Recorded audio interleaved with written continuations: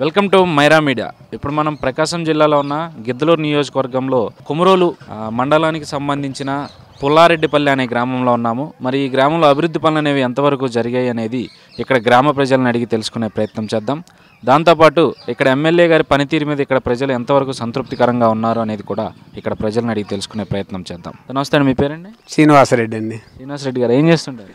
మేము మామూలుగా పొలిటీషియన్లో ఉంటాం, రాజకీయ వ్యవసాయం కూడా చేస్తుంటాం. వ్యవసాయం చేస్తాడు. ఏం సార్ మరి వ్యవసాయం పరిస్థితి ఈ సంవత్సరం? వ్యవసాయ పరిస్థితి అంటే కొంచెం ఇబ్బందికరంగానే ఉంది. వాస్తవంగా ఏంటంటే ఈ వర్షాలు లేక జనాలకు కొంచెం ఇది అనేది ఏర్పడుతుంది.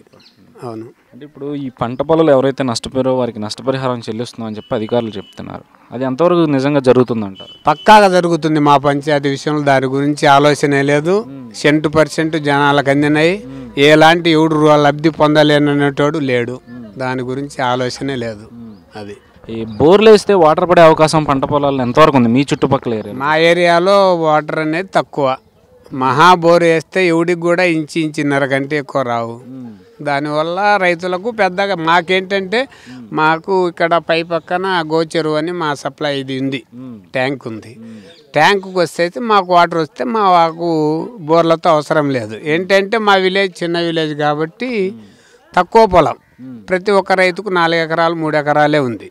దానివల్ల మాకు ఆ ట్యాంక్ నిండితే మాకు సమస్య అనేది ఉండదు. కానీ ట్యాంక్ నిండాలి. మాకు ట్యాంక్ నిండాలంటే ఇదే మనకు దగ్గరలో ఎలుగోడు ప్రాజెక్టు ఇది చేసిండ్రు. దానివల్ల కన్నా మాకు సప్లై కన్నా ట్యాంకులకు ఇస్తే మాకు సమస్య అనేది ఉండదు, బాగుంటుంది అనేది మా ఆలోచన. ఇప్పుడు వెలుగొండ ప్రాజెక్ట్ పనులు ఎంతవరకు వచ్చాయంటారు? ప్రభుత్వం అయితే జరుపుతున్నాము, నిధులు కేటాయించని చెప్తుంది. మరి రైతులను అడుగుతుంటే అది ఎక్కడ వేసిన గొంగలు అక్కడే ఉంది అన్నట్టుగా మాట్లాడుతూ వస్తున్నారు. అదేమో కొంతవరకు జరుగుతుంది. పక్కా కంటే పూర్తి ఇదిగా లేదు, పూర్తి నడవలేదనే దానికి కూడా లేదు. మనం పూర్తి వర్క్ చేయడం లేదనే దానికి కూడా లేదు. మొన్న కూడా మా పొలాల్లో నుంచి సర్వే చేసిండ్రు. సర్వే వాళ్ళు చూసిండ్రు, ఒకసారి సర్వే చేసిండ్రు. మళ్ళీ ఈ మధ్య వితిన్ 1 వారం కిందట కూడా చేసిండ్రు. దాని గురించి ఏం పెద్ద సమస్య ఏం లేదు. చేద్దారనేదే ఊహాగానం. అది మీ ఊరు జనాభా ఎంత అండి?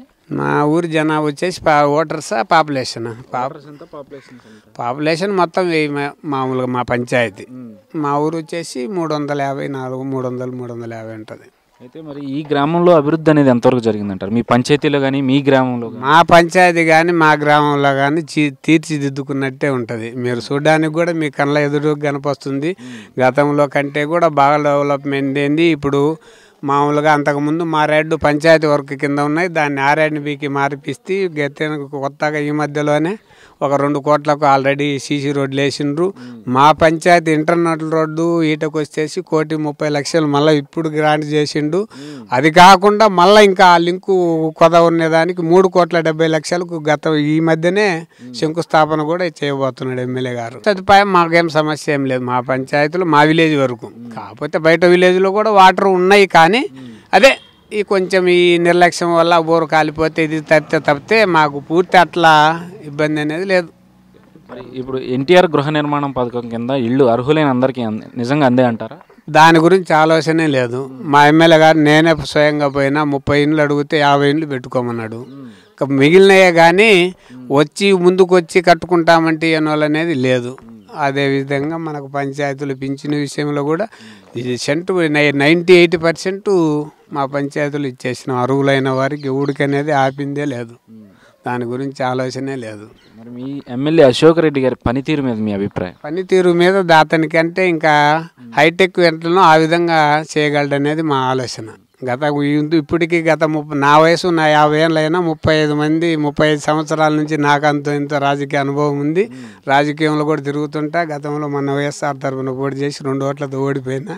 మామూలుగా ఇంకా అశోక్ రెడ్డి గారు టీడీపీలో పోతే ఆయన అమ్మటి కొనసాగుతున్నాం.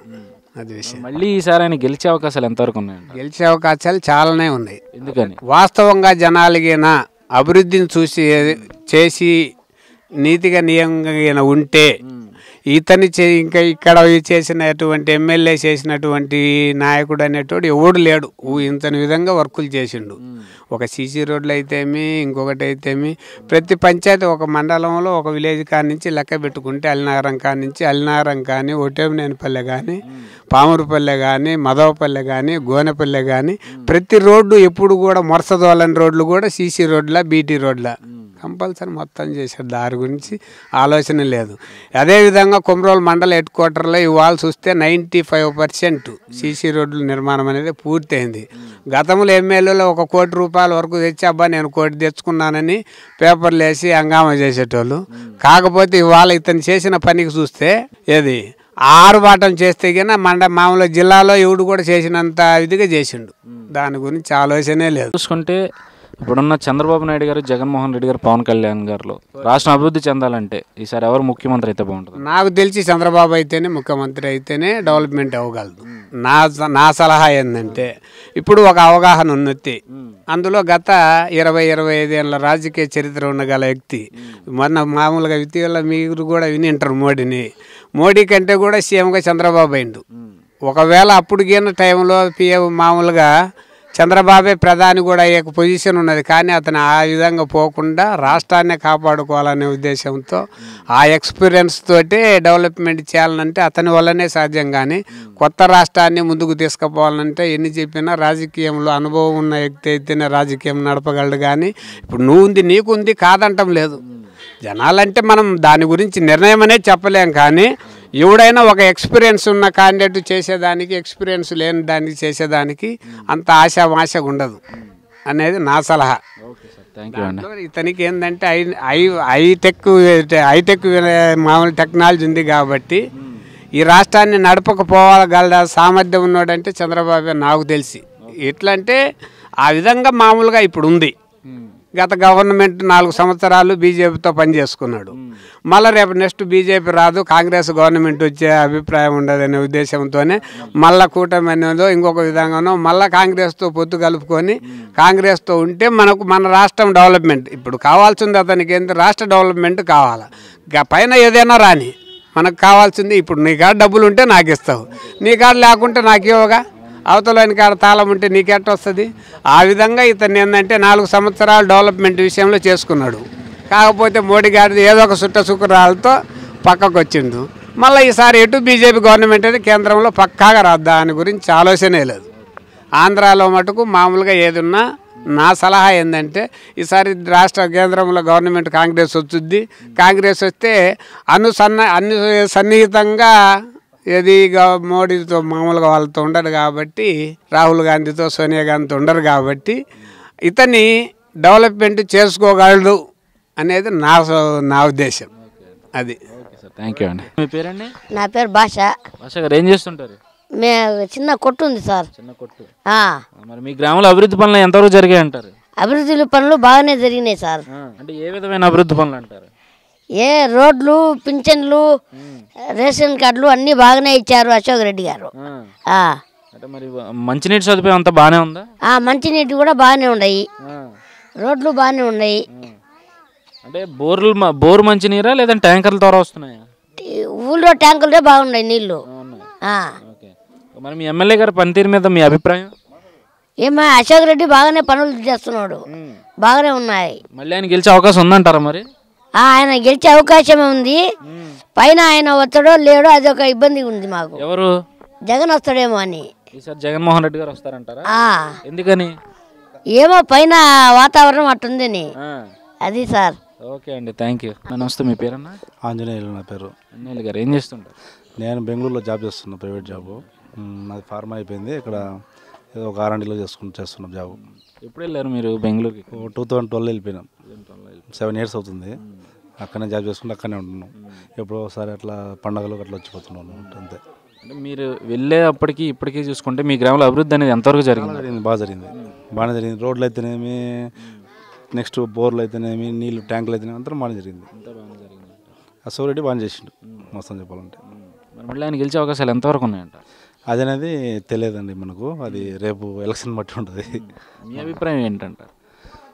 నా అభిప్రాయం అంటే మనం ఇక్కడ లేము కదా ఎట్లా ఉండదు అనేది. బట్ యాక్చువల్ అయితే చేసిండు కాబట్టి నెక్స్ట్ మనిషిని గెలిపిస్తారని నేను అనుకుంటున్నా. అది రాష్ట్రంలో చూసుకుంటే ప్రధానంగా చంద్రబాబు నాయుడు గారు, జగన్మోహన్ రెడ్డి గారు, పవన్ కళ్యాణ్ గారు ముగ్గురు ఉన్నారు. ఏడో ముగ్గురులో ఎవరు ముఖ్యమంత్రి అయితే రాష్ట్రం అభివృద్ధి చెందుతుంది అనుకుంటున్నారు? అది నెక్స్ట్ ఎలక్షన్ వచ్చేటువంటి టైంలో ప్రజలను నాటి ఎట్లా ఉంటుందో దాన్ని బట్టి పోవాలి. సో నేను ఇంతవరకు టీడీపీ గవర్నమెంట్ బాగానే చేసింది నేను అనుకుంటున్నా. ఓకేనా, థ్యాంక్ యూ. సార్ నమస్తే అండి, మీ పేరండి? నా పేరు పాండురంగ. పాండురంగ గారు ఏం చేస్తుంటారు? నేను ఎక్స్ ఆర్మీ రిటైర్డ్. అంటే మీ గ్రామంలో అభివృద్ధి పనులు ఎంతవరకు జరిగాయి అంటారు? ఆ గ్రామంలో అశోక్ రెడ్డి వచ్చిన తర్వాత బ్రహ్మాండంగానే చేసిండు, బాగానే చేసిండు. ఆయన డొనేషన్లో ఆయన కొద్ది కాలం పాటైనా కానీ అన్ని వసతులు తెప్పించింది, చేసిండు. చంద్రబాబు ప్రభుత్వం కూడా మనకు అన్ని వసతులు కల్పించింది, ఆయనకి కల్పించింది. ఈయన ప్రయత్నం బాగా చేసిండు కాబట్టి మనకు అన్ని పనులు జరిగినాయి. నెక్స్ట్ కూడా ఆయన రావాలని కోరుకుంటూ ఉన్నాము. ఎవరు? అశోక్ రెడ్డి. తర్వాత ఆయన వారికి ఎట్లా ఉంటుంది, ప్రజలు ఎట్లుంటారో మనకు తెలియదు. పింఛన్లు కానీ ఏంటనే కానీ ఏ వస్తువులైనా కానీ ఆయన అడుగుతామంటే కంపల్సరీ చేస్తూ ఉన్నాడు. ఆయన ఎక్కడ తెస్తున్నాడో ఏమో మాకు తెలియదు. అన్ని మరి రాష్ట్రంలో ఎవరు ముఖ్యమంత్రి అయితే బాగుంటుంది అనుకుంటున్నారు ఈసారి? ముఖ్యమంత్రి ఈ 5 ఏళ్ళు చంద్రబాబు నాయుడే ఉండాలి వాస్తవంగా. ఎందుకంటే ఆయన స్టార్టింగ్ చేసింది కాబట్టి కొత్త ప్రభుత్వము, ఆ కొత్త ప్రభుత్వాన్ని మళ్ళీ దాన్ని ముందుకు తీసుకోవాలంటే ఆయన ఉండాలి. బాబు నమస్తే, మీ పేరు? నమస్తే, భాస్కర్ రెడ్డి. భాస్కర్ రెడ్డి గారు ఏం చేస్తుంటారు? వ్యవసాయమే. ఏంటి మరి ఎలా ఉంది వ్యవసాయం ఈ సంవత్సరం? వ్యవసాయం దండగా ఎండిపోయినాయి, ఏం వ్యవసాయం లాభం లేదు, దివాళు తీసిపోయింది. రైతును ఆదుకునేవాళ్ళు లేడు, ఏ ఎమ్మెల్యే కానీ ఏ గవర్నమెంట్ రైతు చూడడంలే, అంతే జరిగేది అంతే. బోర్ వాటర్ అది లేదా? పొలం లేదు, బోర్ వాటర్ లేదు, కాలువలు లేవు, ఏ లేవు ఇక్కడ. మరి బోర్ వేస్తే వాటర్ పడే అవకాశం ఉందా? లేదు, పడటం లేదు, బోర్లో కూడా నీళ్ళు పడటం లేదు. అందుకని రైతు దివాళు తీసిపోయిండు, రైతు ఆదుకునే వాళ్ళు లేడు. రుణమాఫీ లేదు, ఇవన్నీ సమస్యలతో రైతు సతమవుతున్నాడు. అంటే ప్రభుత్వం తరపు నుంచి నష్టపరిహారం చెల్లిస్తున్నామని అధికారులు చెప్తున్నారు. మరి అది కానీ మాకు బ్యాంకులలో ఇవ్వలే. అసలు రాసుకెళ్ళారు, రాసుకెళ్ళారు, అన్ని చేశారు, ఇవ్వలే. ఇన్సూరెన్స్లు చేసుకుంటున్నారు, అన్ని చేస్తున్నారు, ఏం రైతుకి ఏమి ఇవ్వలే. ఇప్పుడు ఈ బోర్ వాటర్ అది లేదు, పొలాలు ఎండిపోతున్నాయి అంటున్నారు. మరి దానికి పరిష్కారం ఏంటంటారు? ఏమి సార్, పరిష్కారం ఏం లేదు. ప్రభుత్వం ఏం తీసుకోవడం దాని గురించి. అంటే ఇప్పుడు ఈ వెలుగొండ ప్రాజెక్ట్ ఏదైతే ఉందో అది పూర్తయితే రైతులు ఈ పంట పొలం అనేది సస్యశ్యామలంగా ఉంటాయని చెప్పి ప్రభుత్వం దానికి సంబంధించి నిధులు కేటాయించి పనులు మొదలు పెట్టామని చెప్తుంది. అది ఎంతవరకు నిజం అంటారు? అది ఏది ఇంతవరకు ఏం రాలే, దాని వాసనే రాలే, దాని వర్క్ కూడా చేసినట్టు కనిపించాలి ఎవరికి. ఎక్కడ ఉందో అక్కడే ఉంది, అది ఎక్కడ వేసిన కూడా ఉందో అక్కడే ఉంది. అది అందుకు ఏం రైతుకు అనేదానికి ఏం లేదు. మామూలు ఉద్యోగస్తులు, ఈ రోడ్లు, ఈ నీళ్లు, డెవలప్మెంట్ బాగానే ఉంది. వ్యవసాయ రంగానికి, నిరుద్యోగానికి ఏమీ లేదు, అది మాత్రం శూన్యం. మీ ఎమ్మెల్యే గారి పనితీరు మీద మీ అభిప్రాయం? ఏం చేస్తాడు అనగా, చంద్రబాబు ముఖ్యమంత్రి చేయకపోతే అనగా ఏం చేస్తాడు?